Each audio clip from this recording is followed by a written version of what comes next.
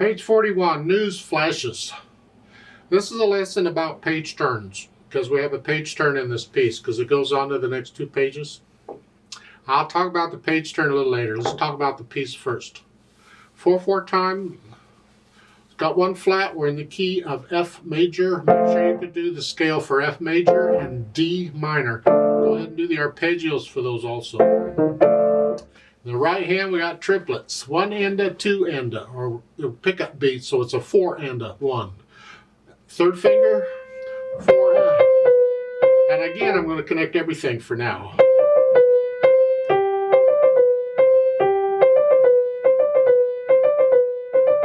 Get the idea? Kind of repetitious. Third line. Crossover. Here. This movement, we get this a lot in piano, so I like it. It's good practice, yeah.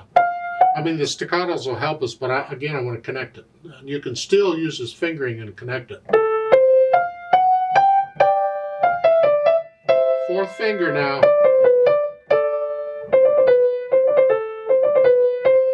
On page 42, at the top of the page, a broken chord. Fourth finger there. And you don't have to do 1 and 2 in the next measure. You can do 1 and 3 if you like. Just reach up with a little finger. And again, broken chord. I do 4 and 5 in that one. You got to be able to do that anyway. So, and again, the repeated notes. I alternate 1 and 2 on that. So it's 2, 2, 1, 2, 1. And then the broken chords. Fourth finger. You get the idea. You can play the broken chords as well as I can. Third line, last measure, you're here. It's 2 on. And again, I'm just transferring away from finger to finger. That's all I'm doing. Just make sure they're all even. Left hand just has the accompaniment chord. Here, it's treble clef. You can do a 3/5 here or a 4/2 here. I'll leave that up to you and the size of your hand, so what you do there. And then for the second line, you're in bass clef now. Rest, rest, rest. This is fun. And that's the left hand. So you go to put them together. So you're on top of each other. So since the left hand's playing the black key, we're going to put the left hand on top and the right hand underneath. So here, and you just had a B natural here, doesn't matter. And the bottom staff is still a flat. The accidental only applies to the staff it's on. It doesn't apply to everything. So it's a B flat in the left hand. Second line, you're down here.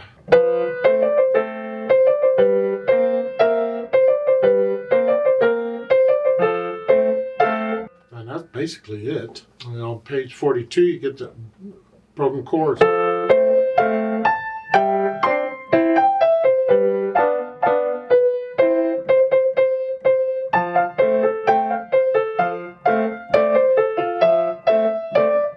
Play it as well as I can. It's kind of fun. And eventually, when you get the notes and fingerings worked out and the hesitations out of the way, you might think about the articulation. These staccatos will be really short, flex at the wrist here. The left hand is not staccato. It's just 2 note slur, down, up, not too much down because the right hand's underneath it. So it's staccato, but not.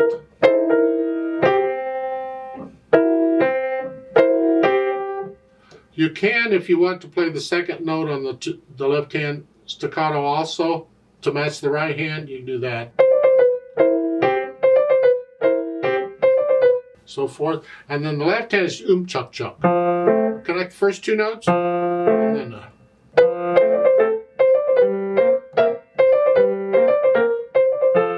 and you can go ahead and play those short with the right hand too. But connect the first 2 notes. Third line. Play played the wrong notes, but other than that, it got close with the staccatos. On page 42, same thing.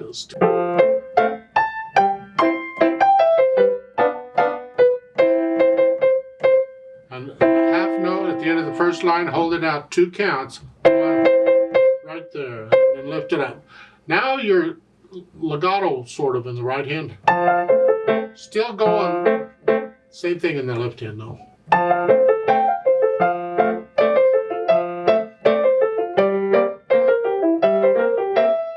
You get the idea?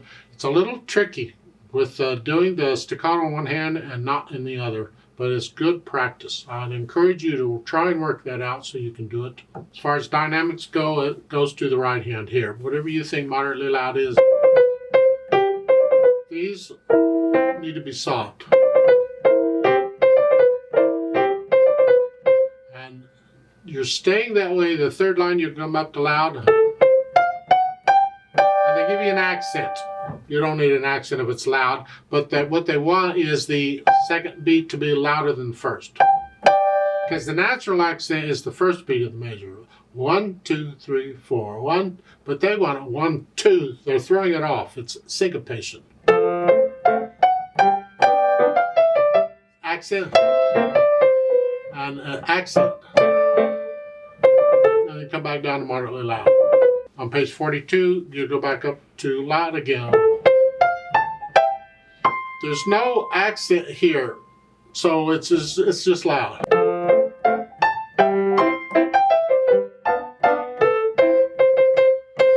And I suggested that the line come down to moderately loud for the crescendo and go back up, because now you're going up to very loud. Very heavy in the right hand. A lot of weight. Left hand's in background.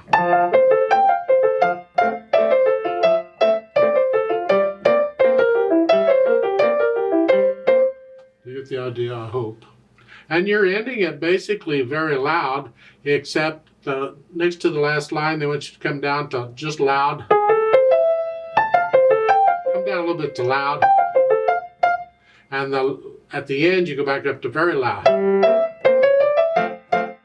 The last, very loud. And that's the right hand mainly. The left hand can come up, but keep it in the background. I want to hear that note.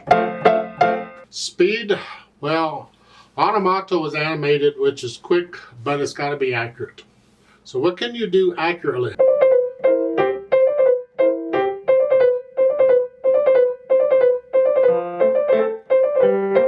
What's accurate for you? And that'll be your animated. If your animated is, that's close enough. It needs to be accurate. Now let's talk about the subject of the lesson, and that is the page turn. There are different ways of getting the pages turned. It depends on the situation. You just explore them all. The number one way, the preferred way, the way you do if you can, your number one choice, is to memorize all or part of the piece. In this case, either memorize page 41 or page 42. And that way, you don't have to change the page. You just play one of the pages from memory, or deal with it, or memorize the whole piece. So if you don't do that, then second way would be find someone there who's willing to turn the page for you. So they can turn the page when you get down, like in the last measure. You start doing that, they'll quickly turn the page for you. Well, if there's nobody around to do that, then you have to kind of do it yourself. So we have to figure out some way of doing it so we don't mess up the beat. I've heard people performing, reading music, and when they get to a page turn like this at the bottom, they'll stop, turn the page, and then take off again. Please don't do that. That's so bad to do that. Keep the beat going somehow. Now, in some cases, depending on the music, you can have one hand play the notes for the other hand, and that frees up the other hand to turn the page right quick for you. Here, the notes are down here. The hands are not close enough, we can't do that. If they were close together, then I might be able to play the extra notes or some of the extra notes in one of the hands and let the other hand turn the page real quick. I do that quite a bit. Can't do that we have no choice, and it's the last choice, and that is you have to leave out notes. We don't want to leave out notes if we can help it, but sometimes you have to. Now, you don't leave out melody notes. You got to have those. So it's the accompaniment notes. Then the question is, which accompaniment notes do you leave out? And the answer is as few as possible to get the page turned. Here, and I think what they're suggesting to you is you leave out the accompaniment notes in the last measure of page 41 and the first measure in page 42. And use the left hand in the turn. As you're playing these, now, turn the page right quick. And you need to have pretty much the first measure, page 42 memorized, in case you don't get the page turned in time, so you can keep playing it with the right hand. And that's what they're suggesting. And that's kind of what we're stuck with here, because there's none of the other choices seem to work.